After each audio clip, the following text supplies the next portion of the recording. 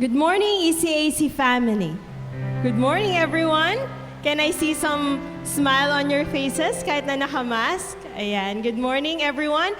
To those who are physically here with us and to those viewing with us via FB, Live, and YouTube streaming. Speaking of social media, this week I want to share a reflection that I had. I was browsing through the internet, through Facebook in particular, and I came across this video of a man saying that the brain cannot operate on the negatives. Now let that sink in for a while. The brain cannot operate on the negatives. Let me put it this way. Sige nga. I want you not to think of an elephant. But immediately you would think of an elephant, right? Now skiers follow this kind of principle as they ski down the mountain.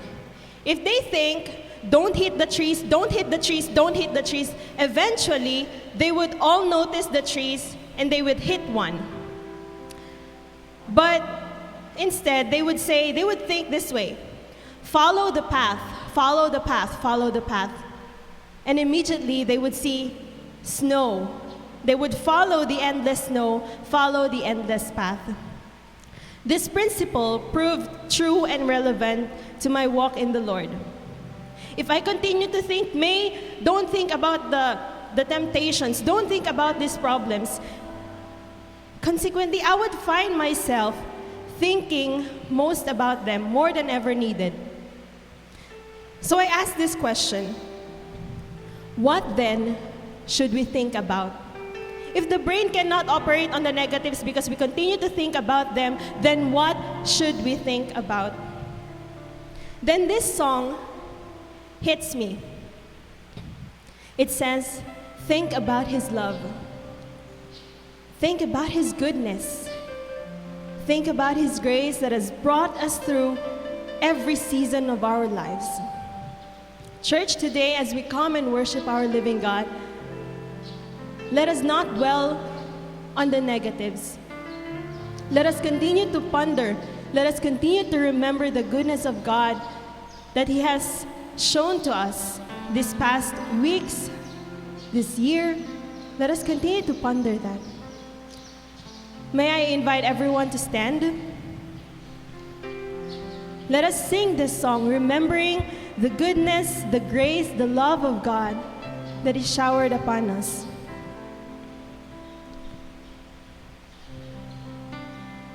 Pause for a moment in prayer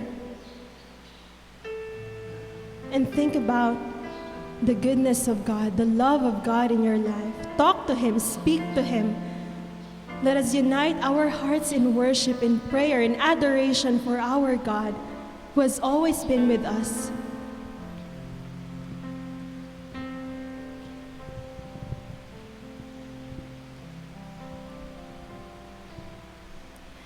Think about His love. Think about His goodness. Sing with us, church. Think about His grace that's brought us through. For as high as the heavens above, so great is the measure of our Father's love. Great is the measure of our Father's love. How could I forget? How could I forget His love? How could I forget? How could I forget His mercies? He satisfies. He satisfies. He satisfies. He satisfies.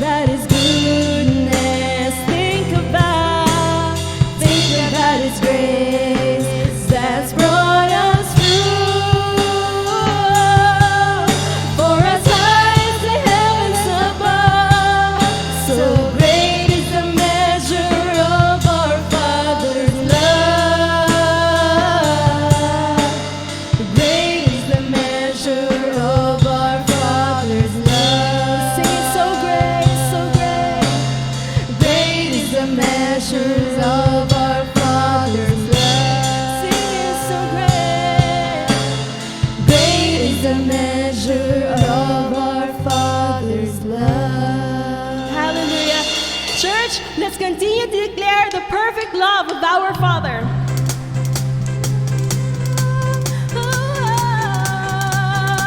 Sing it out. You are at home in my heart, 'cause you loved me right from the start when I was refusing. Yes, Lord.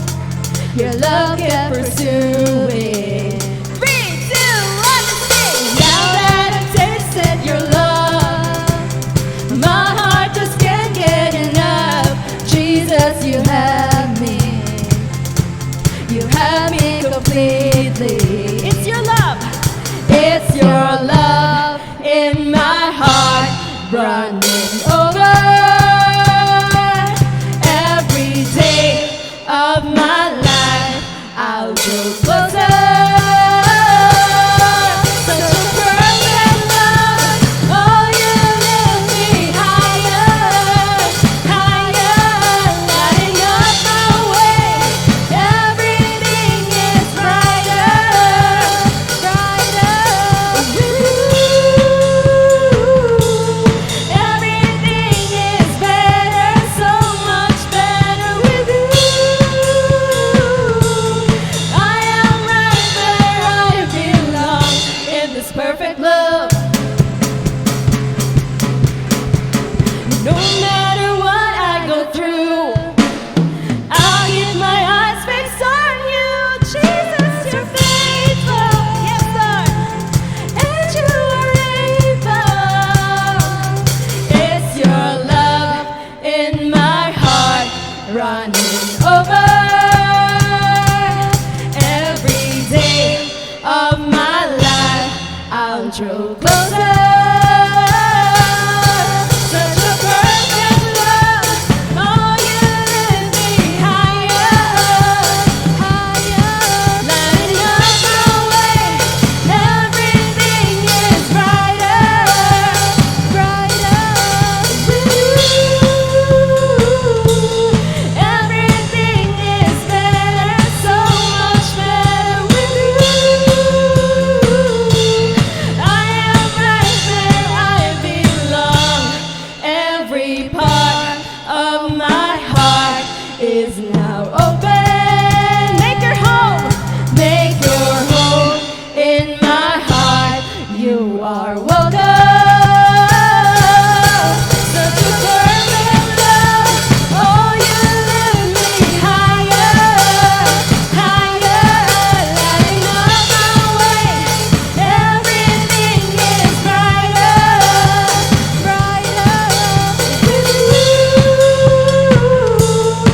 Everything is better, so much better with you. I am right where I belong in this perfect love. Amen. Holy Spirit, come in power, change my heart. I want to live for you, my God. Yes, Lord. Let your Spirit come in power, change my life.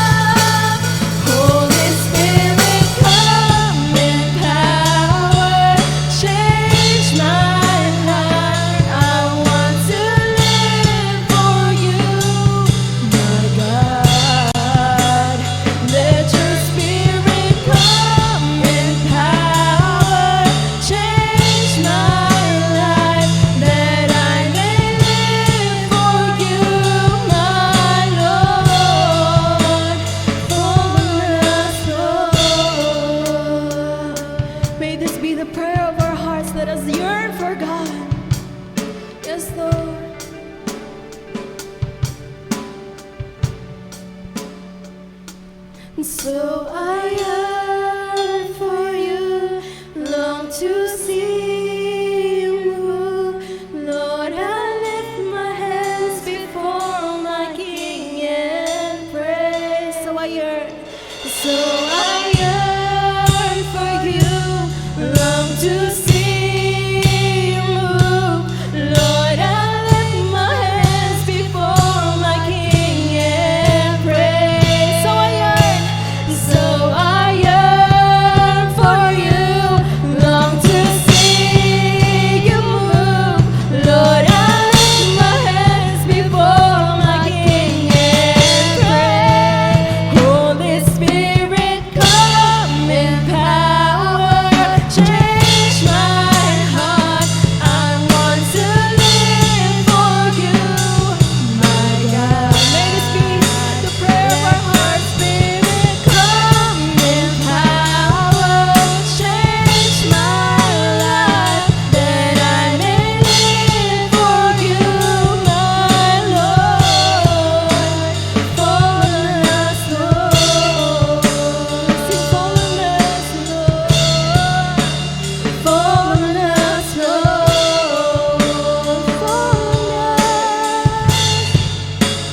Fall on us, Lord. Yes, Father. We continue to think about your love. We continue to think about your goodness, your healing power in our lives, your provision, your grace, your sustenance upon us, O God. And Father, I pray that as a church, we'll continue to live our lives according to your will. Because we know that you loved us and you want this love to be shared to people as well. Father, fill your church, fill your people right now. And may our humble offering be a pleasing aroma unto you. We thank you and we glorify you. In Jesus' name, amen. Shall we give God a clap offering of praise? Hallelujah. You may now be seated.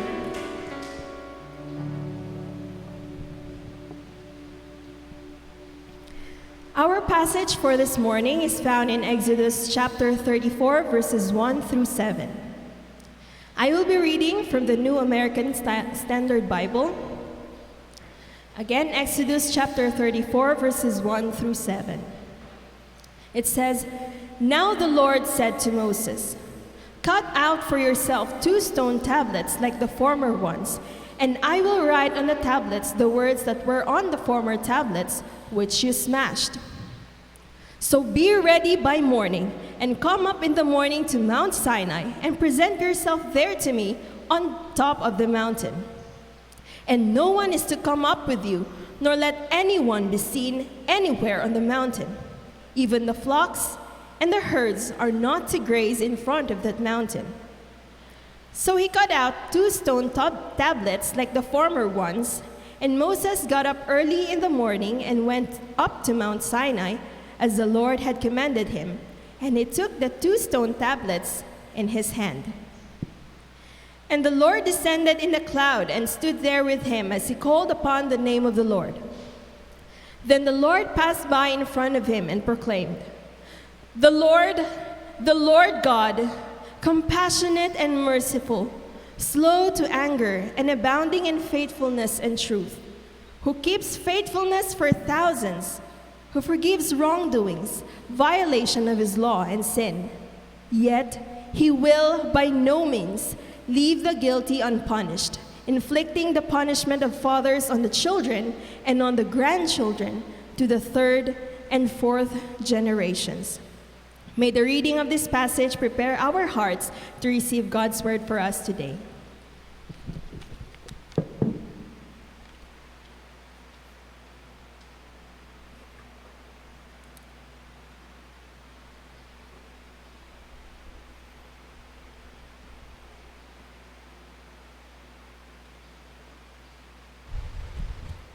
Good morning. Tanggalin ko muna ang mask ko kasi nakabalabas naman at nakagupit ako.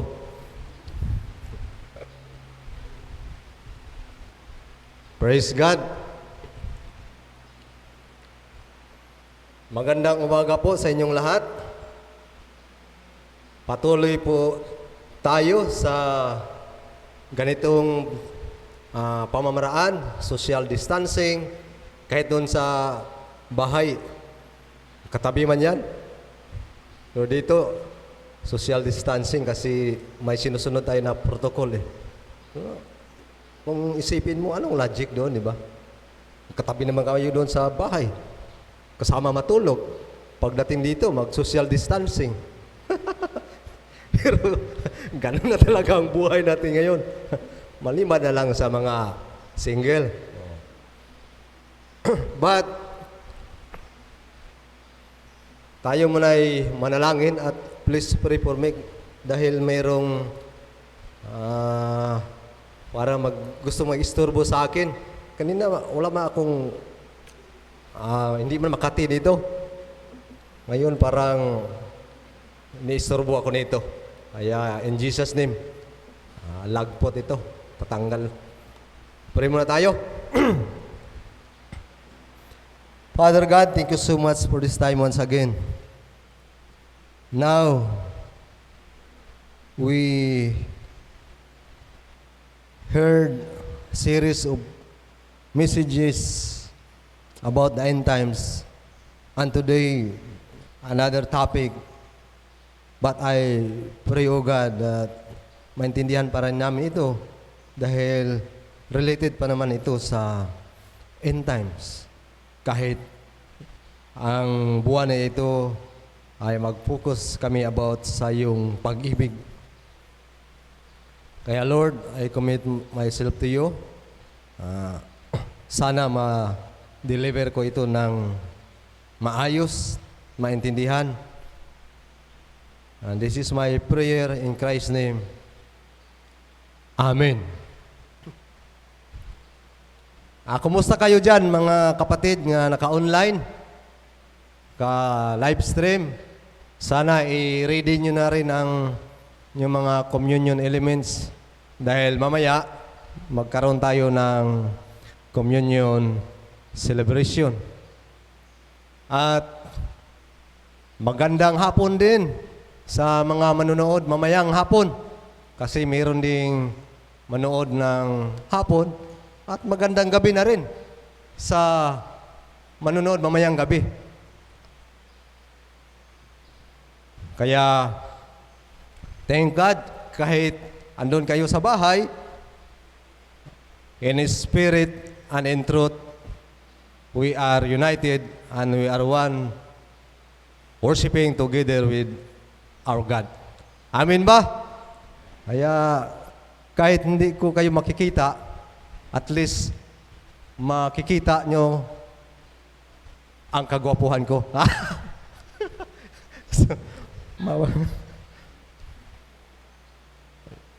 Yun lang. Depende yan sa paningin. Sabi pa ng iba, kanya-kanya tayong paningin eh. Lugi kayo, hindi ko makita ang kagwapuhan nyo dyan. Ako makikita nyo. Well, tapos na dyan. Noong nakaraan na linggo, narinig natin yung iba't ibang preaching, sermon about the end times. Mayroong rapture, may tribulation, at may woe to you. Parang nakakatakot, no? But the certain is Jesus is coming back. Kasi mayroong different views. Pre-tribulation, mid-tribulation, post-trib. Puro naman silang may rason. Kasi kung sa building pa, tingnan mo, kung dito ka sa harap titingin, malapit, parang pre-trib. Kung pupunta ka naman sa loob, makita mo doon, sabi, sa loob, makita mo sa loob ng building, para ding mid-trib, nasa gitna. Punta ka naman sa likod, kita mo doon, malayo, post-trib din. Parang ganun lang ba?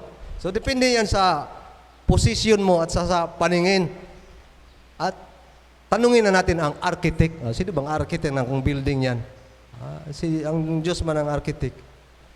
Itanong na lang natin pag andun na tayo, makaharap na natin siya, kung baka sakaling makasali tayo sa rapture, God willing, sana naman. Mas magandang itanong yung hindi ka nasali sa tribulation ba? Doon ka nasali sa rapture, Lord. Bakit kaya mayroon pang tribulation? Ganon. Balang araw na lang yan natin itanong. But, ang sigurado, Jesus will come again and judge the world. Bakit may great trib? Bakit may end times? Bakit kaya?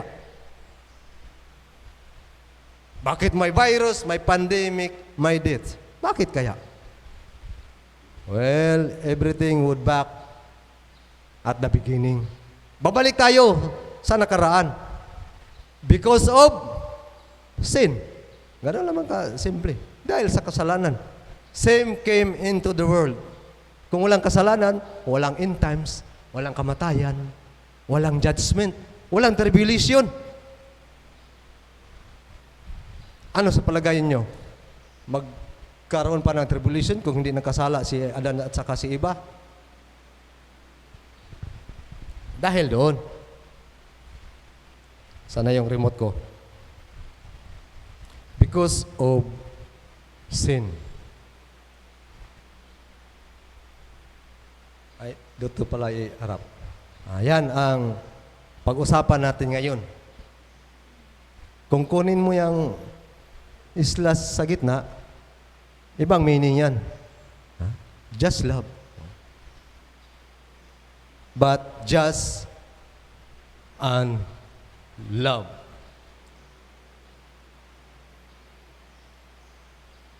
Ayaw Ay, kasi hindi ko naon. Yan. Romans 5:19, it says, for just as through the disobedience of one man, many were made sinners.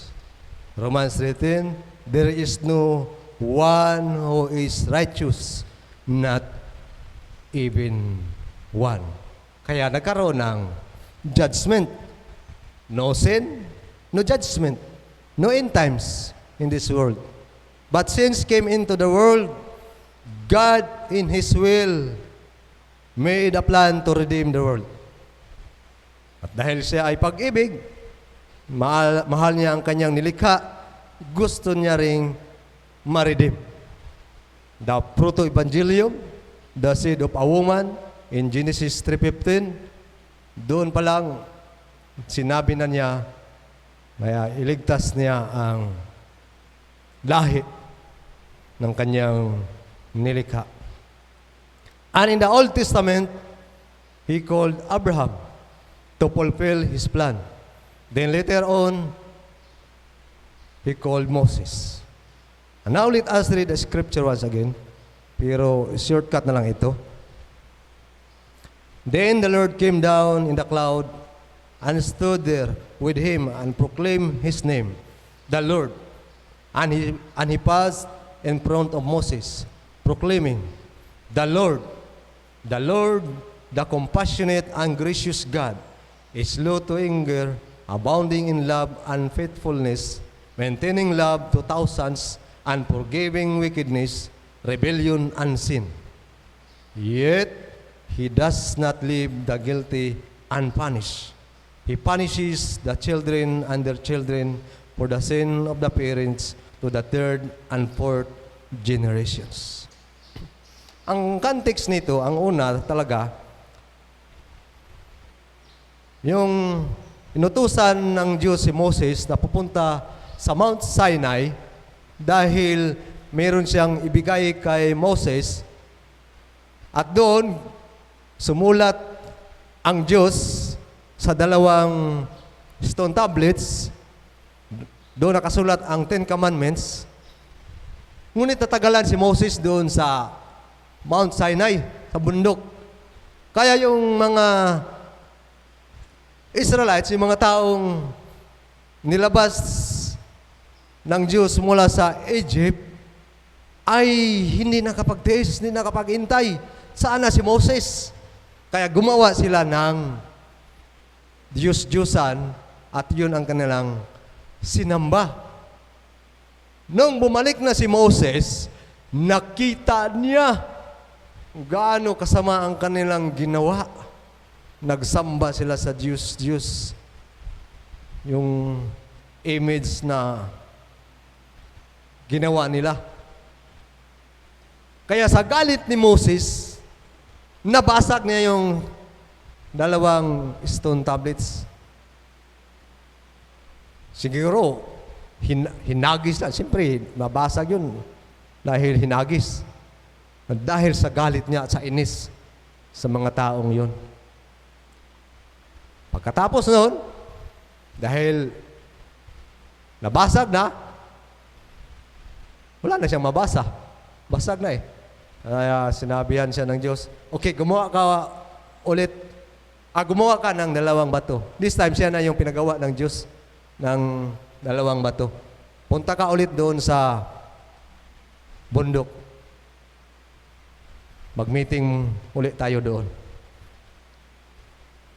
Doon, sinulat na naman ng Diyos yung decree at 10 commandments kay Moses. At ito yung part sa sinabi ng Diyos doon kay Moses. But how God introduced Himself in this passage? Kasi pinakilala na niya formally. Kaya sinulat na niya dahil gusto niya ipakilala formally kung sino talaga siya at dapat sundin ng kanyang mga taong pinili. I-introduce Himself as a loving God. Yan, klarong-klaro eh. Una, sabi niya, the Lord, the compassionate, the gracious God, is slow to anger, abounding in love and faithfulness. Ayun ang pag-introduce niyan sa kanyang sarili. But in other way around, ano ring sabi niya? Yet, He does not leave the guilty unpunished. Kaya, parang magkaroon ng contradiction kung ang iyong pag-iisip, batang isip.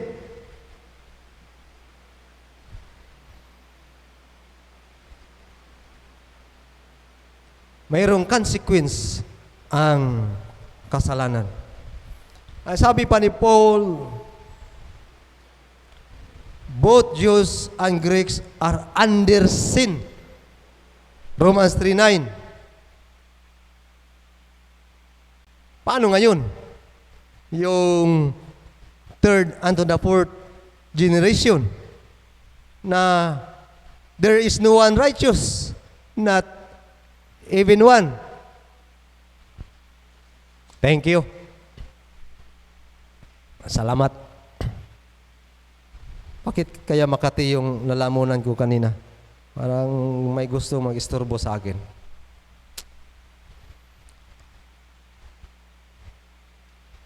So, anong ibig sabihin ng third and fourth generation punishment?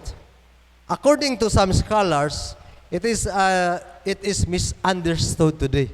Hindi siya masyadong naintindihan kasi bakit ganoon? Pinipili lang ba? Pinipili lang ba ng Diyos ang kanyang parusahan? Mayroon bang standard ng kasalanan o level? Today, I would like to give you some passages in the Bible to help you understand. And this form of writing is an idiomatic expression that God is serious in dealing with sin. And consequence will never end as long as there is sin. Hanggang generation to generation dahil Hindi man mga stop ang kasalanan. And to support their arguments, they presented Romans 3:23, which all have sinned and fall short of the glory of God. So everyone has to suffer consequence of punishment. Kaya the wages of sin is death. Yun ang pinakatinding consequence. Spiritual death, separation from God.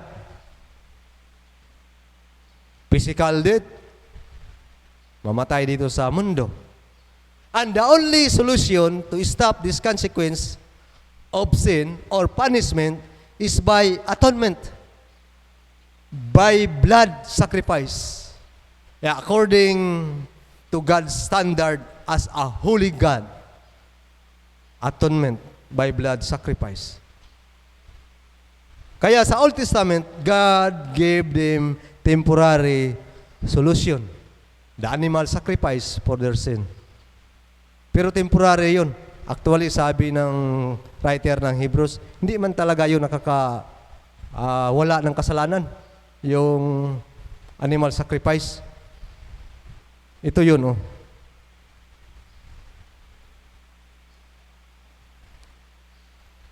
And every priest stands daily at his service, offering repeatedly the same sacrifices, which can never take away sins. Hindi naman talaga yun nakatanggal ng kasalanan nila. But when Christ had offered for all time a single sacrifice for sins, He sat down at the right hand of God. Kaya past na kasalanan, present at future, lahat ay sinakripisyuhan ni Jesus Christ. Kaya napatawa din yung mga kasalanan nila. Yung mga naniniwala sa Diyos. Dahil si Jesus Christ, He is the ultimate sacrifice. Temporary lang yun eh. Pag temporary, hindi talaga yun totoo. Kung sa resibo pa, ano lang yun? Temporary receipt. Hindi talaga yun totoong resibo. Pag na-full payment na, bigyan ka ng resibo, yun ang totoong bayad ka na. Partial lang yung una. Jesus is the final declaration of God's love, God's compassion, God's mercy, and grace. Ito lang yung paraan upang ma-stop ang curse of sin, si Jesus Christ. Jesus is the only solution. Kaya wala na ang punishment to the third and fourth generation because of Jesus Christ. Amen ba? Amen. In this passage, even though God introduced Himself as a loving God, He also introduced Himself as a just God. Bakit siya naging judge? Dahil sa kasalanan. Kung walang kasalanan, wala sa ng judgment, happy tayong lahat. Happy ending. May ending pa ba? Eternal life na eh. Wala nang ang ending. No end times. According to some people, meron daw 3 factors kung bakit nagkasala ang tao. Inom muna ako ng tubig.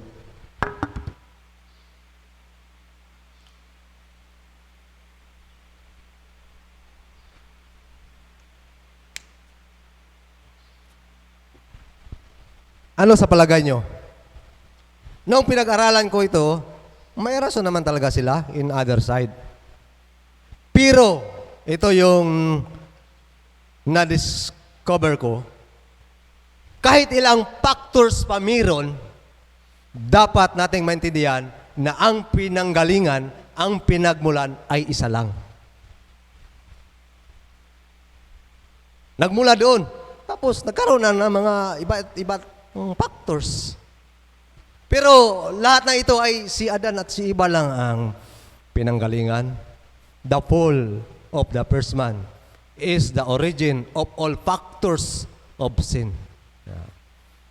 Kaya kahit sabihin, ang daming factors. Oo nga, ang daming factors na nagkasala ang tao, pero saan galing ang factor? Ang mga factors na yan, saan galing? Doon pa rin yan sa original sin. Kaya ilang factors man meron, isa lang ang pinanggalingan.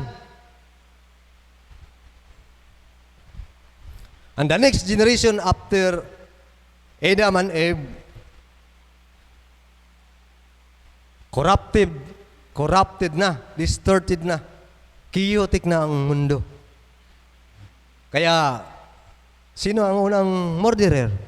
Ang unang anak, si Cain. Sino ang unang victim? Si Abel.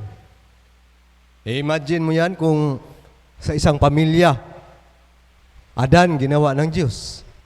Si Eva, ginawa ng Diyos galing kay Adan. Na disiplina, pinalabas sa Garden of Eden. Dala-dala na nila yung consequence of sin. Nanganak ang unang anak, murderer. So, sino nag-influence kay Cain? Wala namang kasamang mga tao na magaya niya na murderer. Dahil sa kasalanan, corrupted, distorted. Kung nagkasala nga si Adan, ano pa kaya yung by nature, by blood ay may kasalanan na? Kaya sinisisi natin si Adan at saka si Eva. Tama ba yun? Sinisisi natin. Pero nagbigay na ng solusyon si God eh. Nandiyan na si Christ. Sisihin pa ba rin natin? Pero ano ba yung tatlong factors ng kasalanan na sinasabi ng iba? Una raw inspired by the devil. Dahil daw sa udyok ng demonyo, naudyukan. Isang strong argument na yung na demon possessed. Klarong-klaro yun. Inspired the devil, demon possessed. But some argue this position, this view, because according to them, if God has no room in your heart at the first place, hindi ka man pinanganak na napusis ka agad ng demonyo eh.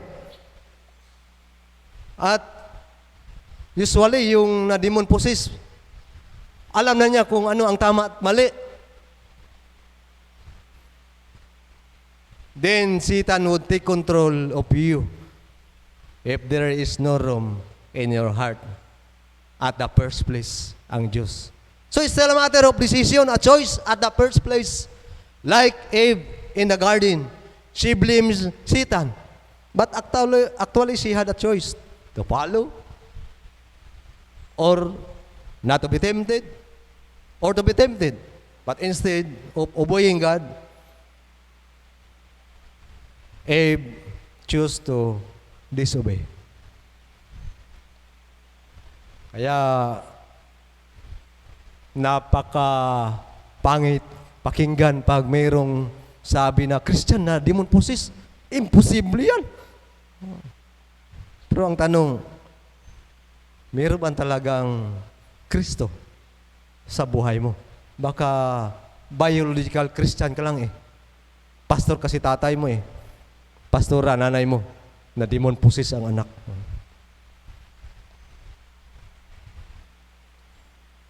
Kaya open your heart for God. The second factor is the factor of influence. The people around you is a big factor. Example, yung drug addict. Hindi naman yan pinanganak na drug addict. Naging addicted lang yan nung nagkabarkada na ng mga adikto. Oh. Hindi niya maramdaman ang pagmamahal sa loob ng pamilya. Humahanap ng ibang pagmamahal. Napunta sa maling pagmamahal. Napunta sa barkada. Problematic ang bahay. Lumayas. Andun sa barkada, nakita ang temporaring ligaya.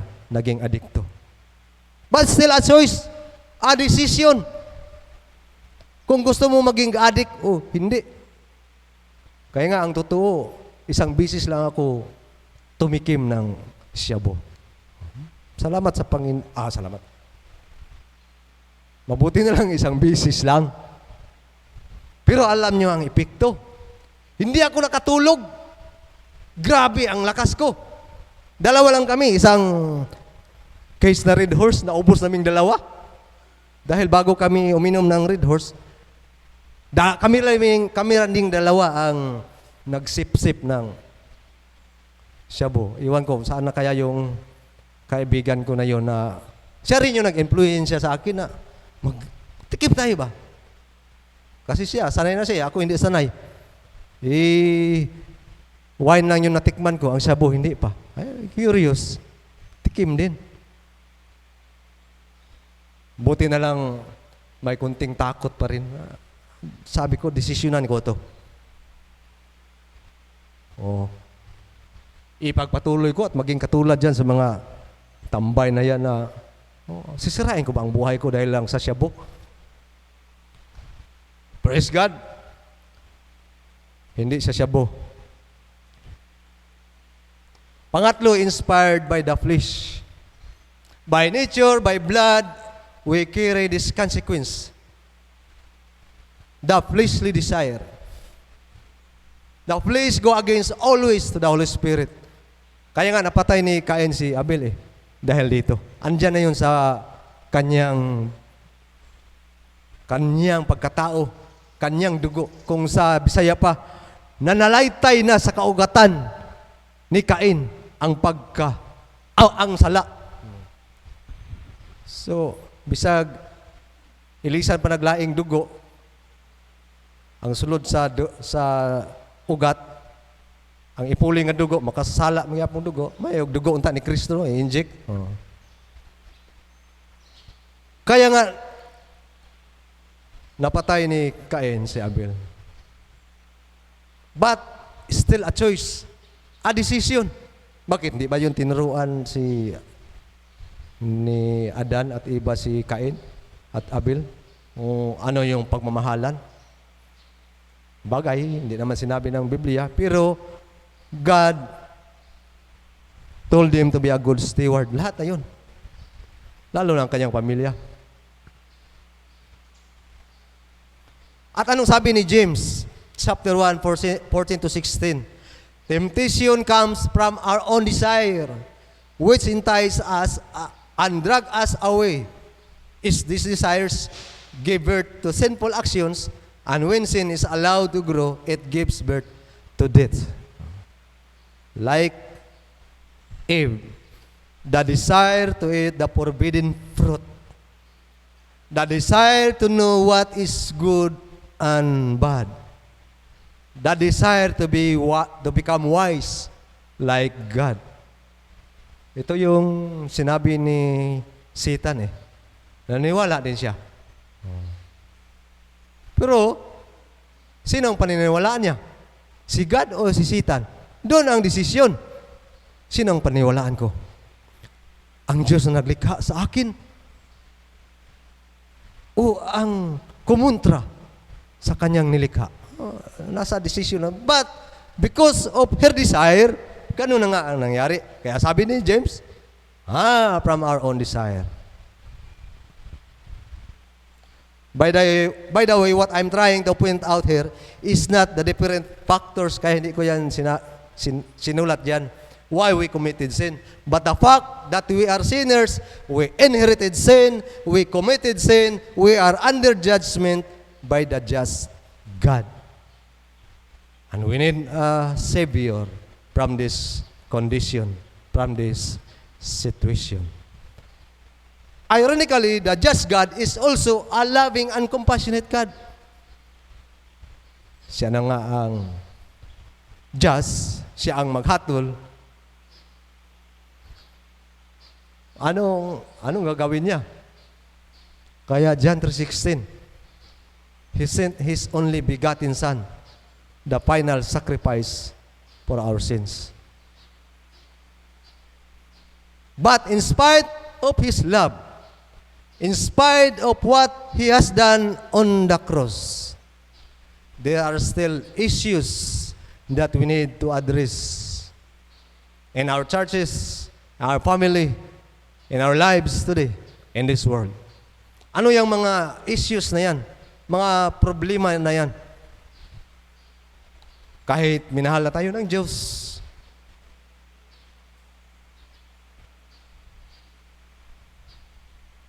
hindi ko nalagay yung title. No? Problems, issues in relation with God's love. Ano yung una? God's love is abuse. Pinakita na ng Diyos, pinaramdam na niya, ibinigay na niya, pinakilala na niya ang kanyang sarili na siya ay Diyos, ang pag-ibig. Ano naman ginawa ng tao? Inabuso. Sabi ni Paul, what shall we say then? Shall we go on sinning so that grace may increase? By no means. We are those who have died to sin. How can we live it any longer? Pinatawad na kayo ng Diyos, nagsakripisyo na siya doon sa cross. Tapos, para mapatawad ang inyong mga kasalanan, tapos magpatuloy pa kayong gumawa ng kasalanan. Hindi ba abuso yan? Example na lang. Nag-adapt ka ng bata. Kasi palaboy-laboy na yung bata. Walang kinabukasan. Inadapt mo. Naging adopted child mo siya. Binihisan mo, pinaaral mo, pinakain mo. Tapos, balang araw, uwi naman ng bahay, walang paki sa'yo. Sabi ng barkada, huwag ka man ang umuwi. Dito muna tayo, magpakasaya tayo. Ay, understanding naman yung papa mo eh. Mahal ka noon. Patawarin ka lang noon pag nagkasala ka. Wala kang og sabi saya pa, wala kay kaugmaon sa una. Iya kang gitabangan. Wala kang kinabukasan noon. Tinulungan ka niya. Okay lang yan. Understanding yung papa mo. Ano pag-iisip natin ngayon? Okay lang magkasala. Bakit? Naintindihan naman ng Diyos yan eh. Understanding naman si God. Pag nagkasala tayo, patawarin mo na natin. Matiis ka ba ng papa mo? Example, yung papa mo nagmamahal sa iyo, nagsakripisyo sa iyo, matiis ka ba? Ano pag-iisip natin? Matiis ba tayo ng Diyos? Nagsakripisyo nga siya doon sa krus eh. Yung kasalanan pa natin, hindi niya mapatawad. Anong pag-iisip yun? Abuso yun! We abuse the love of God.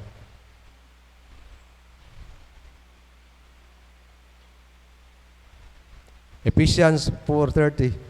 And do not grieve the Holy Spirit of God, with whom you were sealed for the day of redemption.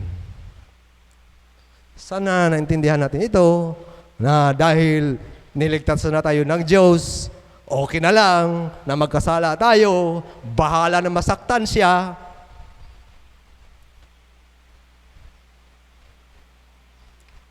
We are nothing. We have no assurance of salvation, but what we have done in response to His love. Do not grieve the Holy Spirit. God's love is misunderstood. And have you completely forgotten this word of encouragement that addresses you as a father, addresses his son? It says, "My son, do not make light of the Lord's discipline, and do not lose heart when He rebukes you, because the Lord disciplines the one He loves, and He chastens everyone He accepts as His son." Endure hardship as discipline. God is treating you as His children. For what children are not disciplined by their father? If you are not disciplined, and everyone undergoes discipline, then you are not legitimate, not true sons and daughters at all. Bakit na misunderstood to? Because when trials come, people doubt the love of God. Sometimes we could not distinguish or determine or identify between trials and discipline. When we are in difficult situation, we assume everything are trials.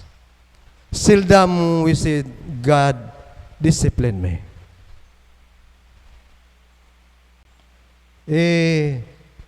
Balik naman tayo sa tatay at saka anak kasi tatay ang ginawang example ng writer dyan eh.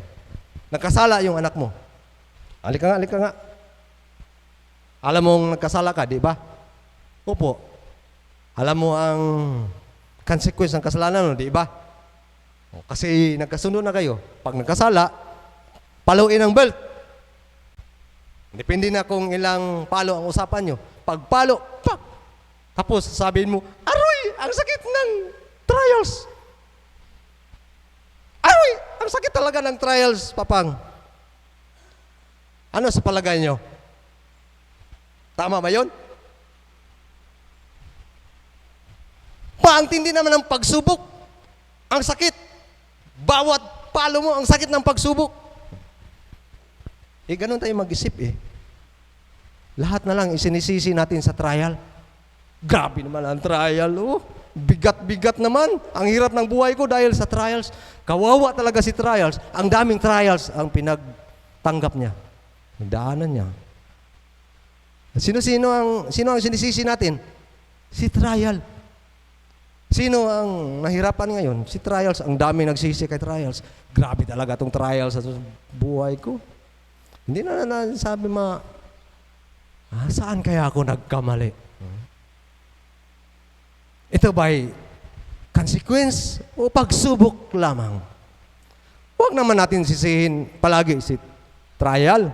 Sana aminin din natin paminsan-minsan na nagkamali tayo. Nung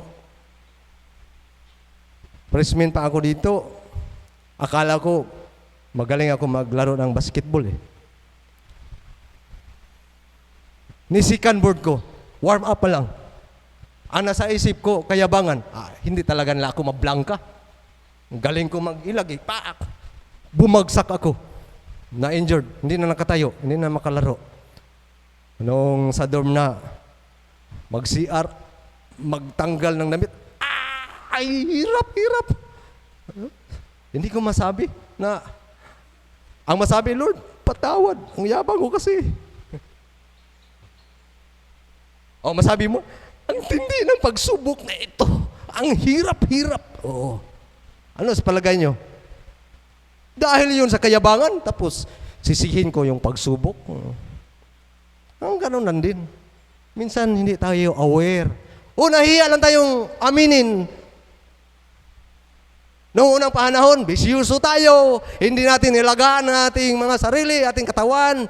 Hindi tayo naging good steward. Tapos ngayon, dahil umipikto na ang ating mga kapabayaan noon, sabihin natin, matinding pagsubok, brother, ang pinagdaanan ko ngayon. Grabing sakit na ito. Sakit sa atay.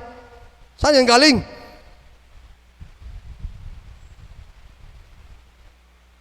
Laklak tayo ng laklak. Kain tayo ng kain. Ng mga bawal. Tapos na high blood, na stroke. Nahirapan sa ospital, walang pambayad. Grabe talaga yung pagsubok dito.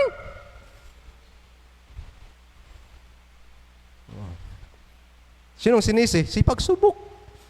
Sinong may kasalanan? Bakit ka laklak ng laklak? Sabing ng doktor, huwag kang pabaya, pagkain, proper diet, tapos nga yung na-high blood ka, sisihin mo si pagsubok.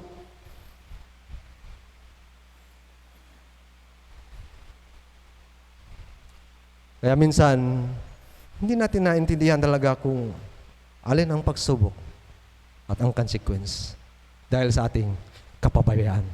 Meron ring disiplina na hindi dahil sa ating kasalanan. Yung mag-exercise, mag-diet. Disiplina yan, nahirapan tayo. Ay, sarap na sanang kumain. Pero dapat maging good steward ako. Mag-diet ako. Mahirap din yun. Disiplina din yun sa sarili. Mahirap din mag-exercise, mag-jogging. Hirap din yan. Disiplina din yan sa sarili. Ay, hindi naman lahat na disiplina ay dahil sa kasalanan. Dahil ayaw mong magkasala. In other way around. Yung prayer, disiplina din yan eh. Yung pagbabasa ng Biblia, disiplina yan lahat. Spiritual discipline.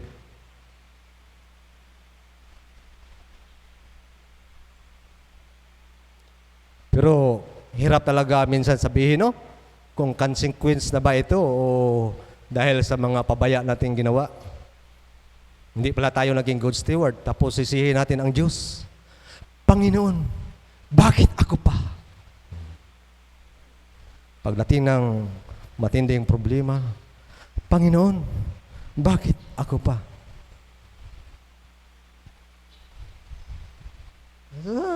Tingnan rin natin mula nung ipinanganak tayo, ano ang ginawa natin hanggang ngayon.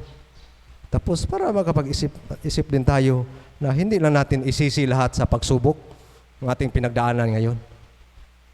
Kasi yun ang consequence eh. Physical consequence natin ngayon. Hindi na yung consequence na papuntang impyerno. Ligtas na tayo doon eh. Pangatlo, God's love is rejected. He was in the world, and though the world was made through Him, the world did not recognize Him. He came to that which was His own, but His own did not receive Him. Hindi naman natin yan kailangang i-elaborate. I hope you are not the one of them. Marami talagang hindi maniwala sa pag-ibig ng Diyos. Dahil ang pagkaintindi ng tao sa pag-ibig ng Diyos ay yung pag-intindi ng kagaya ng bata.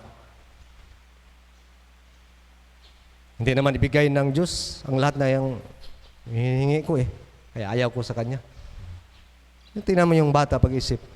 Pag hindi ibigay ng magulang ang lahat ng gusto niya, unang isipin ng bata, hindi mo na ako love, ayaw na kita. Lalo na pag malaman, ang daming bawal, ayaw ko yan. Ayaw ko ng Panginoon niya, ang daming bawal.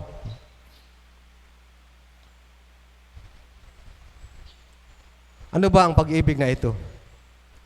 John 3:16, ayaw nilang tanggapin si Kristo dahil mas masarap raw ang buhay na walang Kristo. Dahil kung ano ang gusto mo, pwede mong gawin. Kaya mayroong judgment. Ano ang gawin natin ngayon? Shall we keep on sinning? At pababayaan na lang ba natin yung mga nag-reject kay Kristo?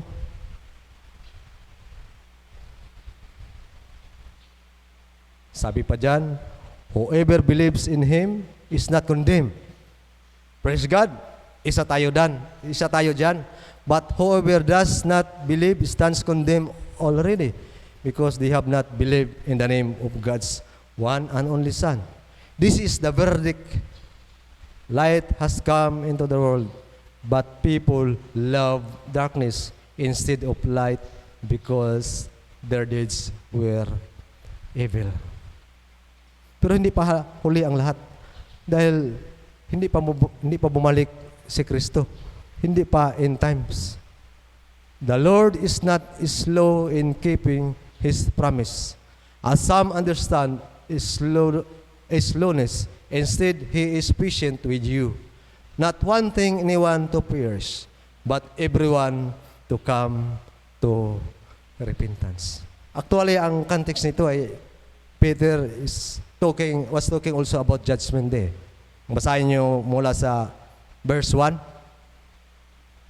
Yung context ng verse na ito ay Judgment Day pa rin. Bakit hindi para bumalik si Jesus Christ?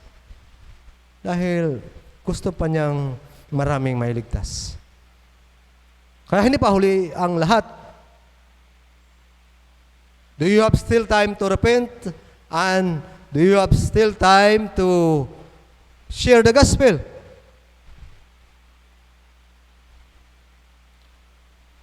Do you have still time to accept the Lord and the love of God through our Lord Jesus Christ? Today, as we celebrate this Holy Communion, let us not forget the love of God.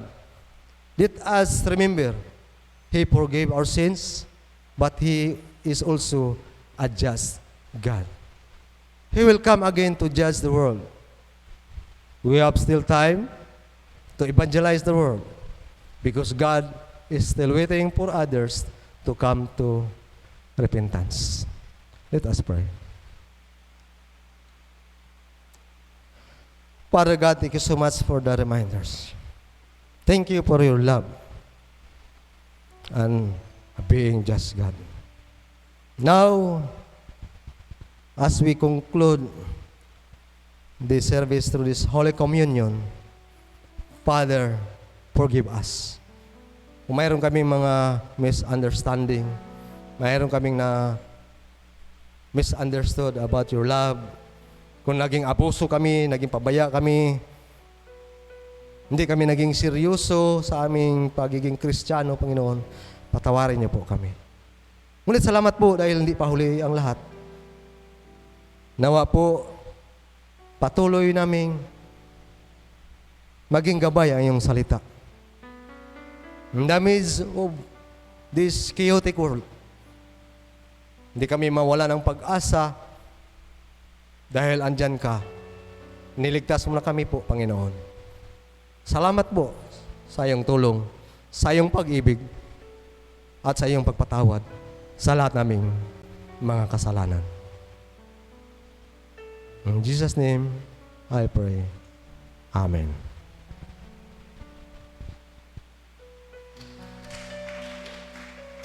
So this time, please prepare the communion elements. Kayong mga nasa bahay, pakisabay na rin din sa amin po.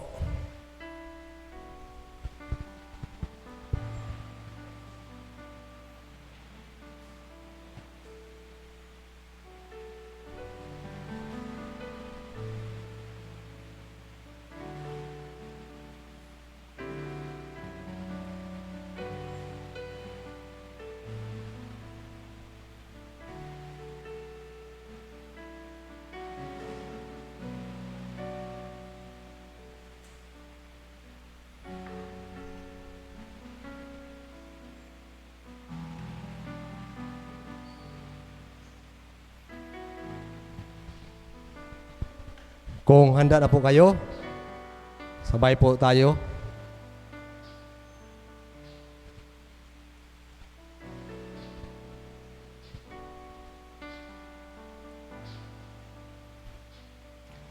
The Lord Jesus, on the night He was betrayed, took bread. And when He had given thanks, He broke it and said, "This is for you. Do this in remembrance of me." Let us partake together the bread.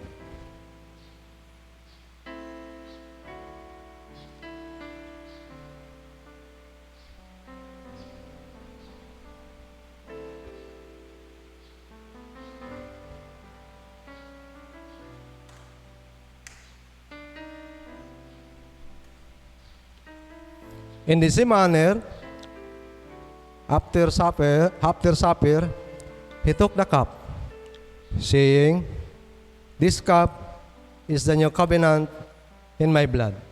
Whenever you drink it in remembrance of me." Let us partake together.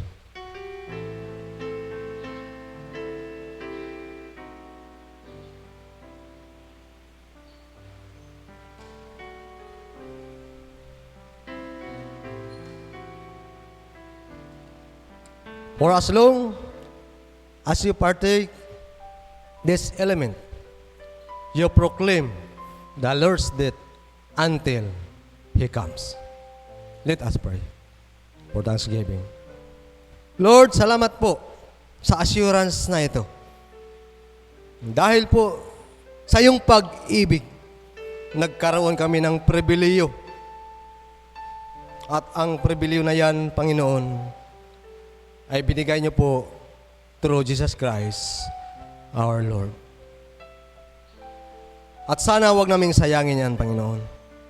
At ipamamahagi din namin sa iba. This is my prayer. In Christ's name. Amen.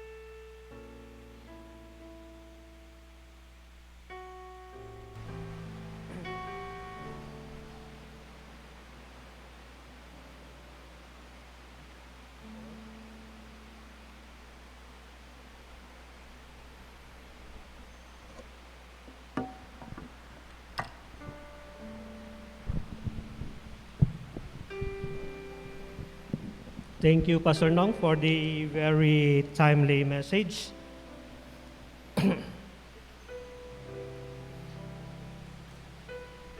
So let us continue to worship our living God by giving our tithes and offerings.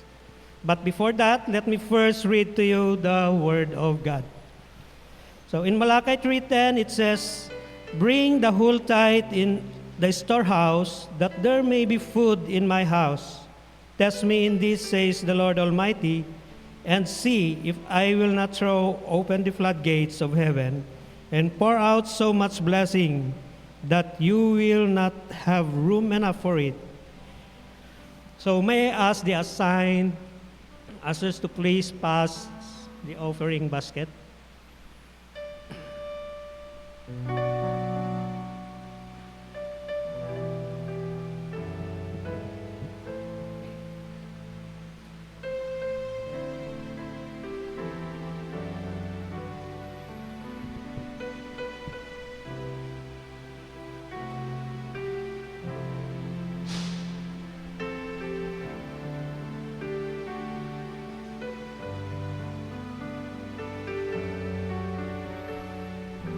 So, may I ask the congregation to please stand as we sing the doxology. Praise God from whom all blessings flow. Praise Him, all creatures here below. Praise Him above, ye heavenly hosts. Praise Father, Son, and Holy Ghost. Amen. Please be seated.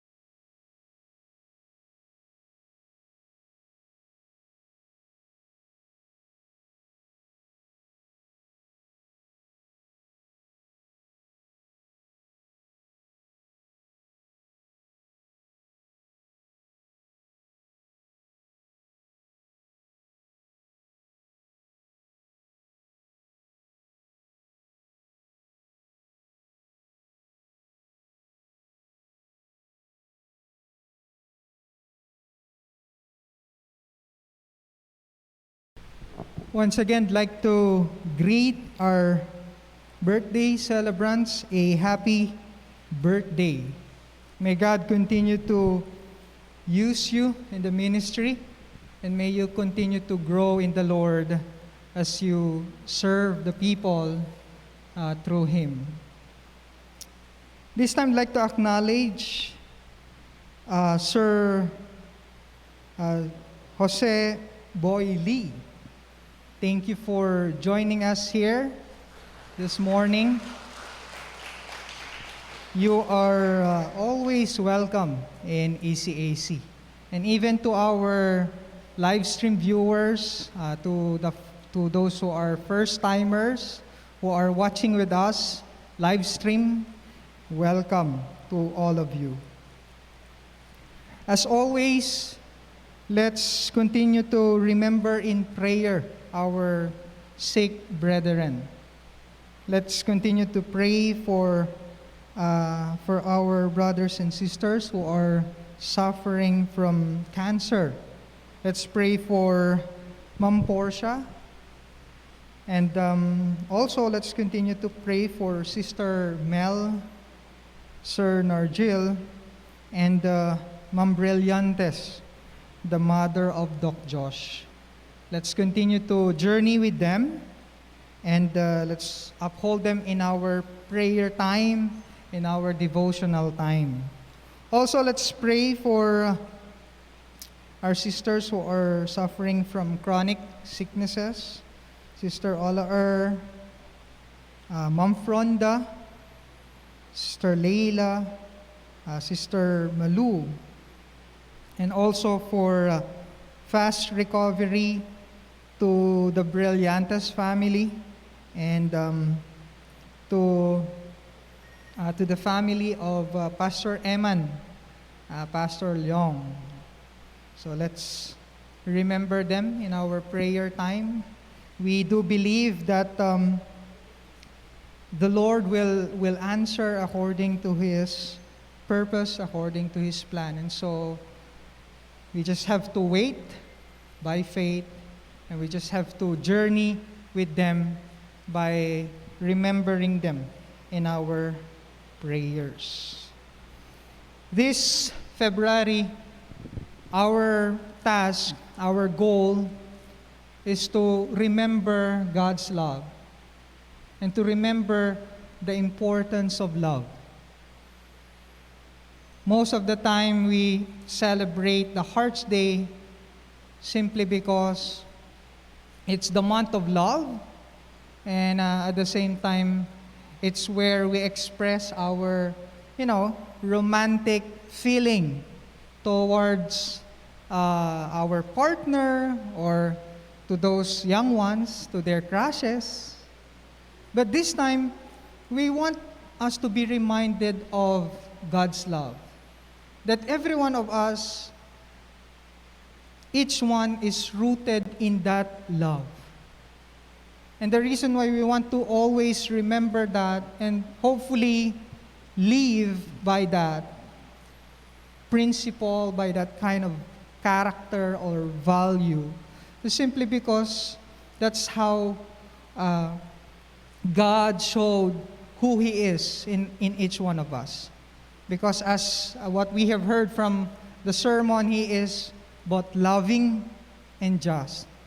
And so I hope and pray that we will all be able to accomplish that, because lagi ko tong sinasabi, yung preaching, yung sermon, it will not have an effect sa ating mga buhay if we will not cooperate by obedience. And that's the reason why this is a journey where both the preacher and the leaders, the listeners, is a journey that both of us should take. And that's why hopefully we will be able to accomplish that. So this time, shall we all stand for our closing prayer and benediction? Let's pray. Lord, we thank You for this day. We thank You for Your goodness, for Your faithfulness to each one of us. Indeed, Lord, at times We don't just experience your love, we also experience your discipline. And we thank you because that is because of your love for each one of us. You don't want us to go astray. And so, Father, it's my prayer that if we are going astray, if we are going out from your will and purpose, we pray that you will discipline us, that you will once more bring us back into the right path, into your ways. And Father, we cannot do this on our own. We need your guidance, we need your strength. And so may you empower us with your Holy Spirit. May you enable us, Lord, to do this. And Lord, as we remember what you have done on the cross, may we remember, Lord, may we remember our commitment as well. May it be, Father, that the things that we have heard from the series of end times until now will keep on reminding us of how important our relationship is to you. And so, Father, help us prioritize that above all else.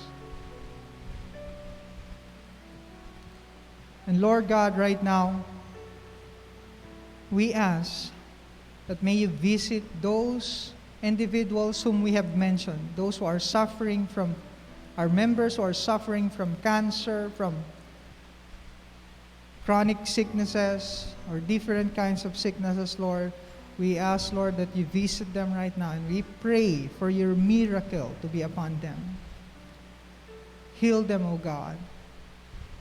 Touch them with your healing hand. I pray that if it is possible, if it is your will, may you remove the pain. May you heal them from any of these sicknesses. Also, right now, we remember our frontliners. They're always at risk. Their families are always at risk. And so we're asking right now, Lord God, that you protect them, that you shield them, Lord God, from the viruses, from COVID-19. We ask, Lord God, for your favor and for your blessing to be upon them. Continue to encourage them, especially whenever they are afraid or whenever they are in doubt because of the circumstances around. I pray that they will be motivated, Lord God, to serve more despite the situation. And so, Lord, whatever ministries they are in right now, I pray that you will bless it. And may they experience your love, your grace, your miracle daily. And may they see, Lord God, that their effort, their service is worth it. So, Father, may you bless them more. May you be with them. And again, as we dismiss from this worship service, as we end this service, may this continue on in our houses, in our places, wherever we are. May our worship, may our attitude, our character be seen hanggang sa pag-uwi namin, Lord. And may people be blessed sa aming mga buhay. So, Father, I'd like to entrust to you everyone who is worshiping with us, all the churches today who are worshiping. We commit it all to you in your name. And so this time, may the love of God, the grace of our Lord Jesus Christ, and the sweet fellowship of the Holy Spirit be with us all, but now and forever. Amen.